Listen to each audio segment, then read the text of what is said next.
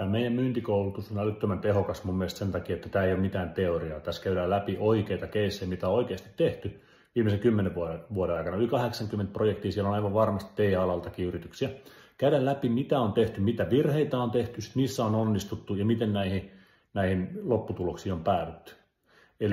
Ja käydään niitä koko ajan teidän kannalta läpi. Eli keskitytään niihin teidän pullonkauloihin, että varmasti keksitään se strategia ja prosessi teidän yritykseen, miten saadaan teidän myynti tuplattua. Nyt moderni myyntihän toimii niin, että markkinointi ja myynti saumattomasti yhdistyy. Ja se on just se, mitä me saadaan aikaan tämän koulutuksen avulla. Me opetetaan, mitä prosesseja ja millä tavalla, mitä työkaluja pitää käyttää, että se homma rupeaa toimimaan.